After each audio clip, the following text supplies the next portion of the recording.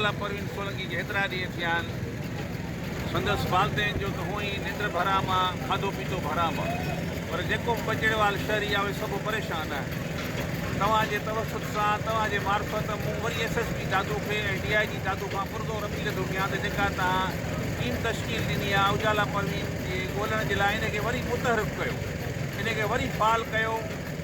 असां ॾाढो परेशान आहियूं, हर शहरी परेशान आहे, जेको बि बचड़ेवाल आहे उहो परेशान आहे। अलाह ताला कंदो त उजाला परवीन वापसि पंहिंजे वालदेन जे हज में ईंदी। पर आउं इंतिज़ामिया खां वरी पुरज़ोर अपील थो कयां, ख़ासि तौर ते हाई कोर्ट सिंध जे चीफ जस्टिस ऐं पाकिस्तान जे सुप्रीम कोर्ट जे चीफ जस्टिस खां अपील थो कयां त उहे बि जेको आहे सो मुख़्तलिफ़ इदारनि खे हिदायतूं जारी कनि ऐं पुलिस खां अलावा ॿिया जेके फोर्सिस आहिनि उन्हनि खे बि उहो जेको आहे सो फ़ाल कनि, मुतहरिक कनि त जीअं उजाला परवीन सोलंकी जल्द खां जल्द पंहिंजे वालदेन जे घर में वापसि पहुचे ऐं मेड़ जो शहर रुगो न पर मेड़ तालुके में जेका सोग वारी लहर छायल आहे उहा ख़तमु थिए। इहा ई मुंहिंजी तव्हांजे मार्फत तव्हांजे तवसुत सां अपील आहे आला अख़्तियारनि खां। ऐं उजाला परवीन सोलंकी जे बाज़ियाबी लाइ संदसि वालिद साहिब ऐं संदसि चाचे जेका हिते कैंप क़ाइमु कई आहे, जंहिंमें मुख़्तलिफ़ स्कूलनि जा उस्ताद वेठा आहिनि, उन्हनि सां हींअर आउं गॾु यकजहती ऐं हमदर्दी जे लाइ गॾु वेठो आहियां। उजाला परवीन खे अॼु 22 ॾींहं गुज़री विया आहिनि।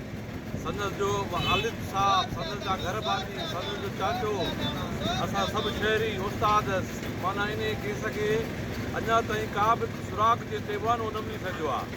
असां पहिरें ॾींहं खां वठी असां इहो कंदासीं, मीडिया ख़ासि करे कावा शइ कोशिशि हिन केस खे हाईलाइट कयो, मीडिया ते आंदो। उनखां पोइ IG सिंध नोटिस वरितो आहे, उनखां पोइ टीम ठही आहे जेका SP साहिब जी निगरानीअ में सुठा ऑफिसर मुक़ररु आहिनि जेके कोशिशि त कंदा पर रिज़ल्ट नथी मिले। असांजो मुतालबो इहो ई आहे त जल्द खां जल्द उजाला जेका मासूम आहे 6 सालनि जी ॿारड़ी आहे की उनखे कंहिं बि सूरत में बाजाब करायो वञे न त असांजो एहतजाज जारी रहंदो।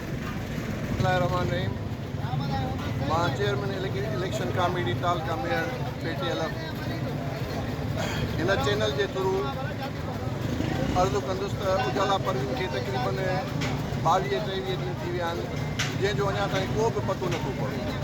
गुज़ारा मेयर इंतिज़ामिया खे अर्ज़ु कंदासीं त महिरबानी करे उजाला परवीन जी ॻोल्हा जे लाइ घणे खां घणी कोशिशि रखो, जीअं वालदेन जी बेचैनी ख़तमु थी वञे। हुनजे घर में तमामु घणो ख़राबु माहौल लॻो पियो आहे, हू बचो आहे, जंहिंजे करे हू तमामु तकलीफ़ में आहिनि। ऐं असीं उस्ताद हिन प्लेटफार्म तां इहो ॿुधाइणु चाहियूं था त जेकर उजाला परवीन जी अञा का बि ख़बर न पई त असां सभई मेड़ तालुके जा उस्ताद रोड ब्लॉक कंदासीं, तेसि ताईं असां ॻाल्हियूं न कंदासीं जेसि ताईं उजाला परवीन बाज़ियाब न थींदी। महिरबानी करे उजाला परवीन खे जल्द खां जल्द आज़ादु करायो वञे। तव्हां वॾी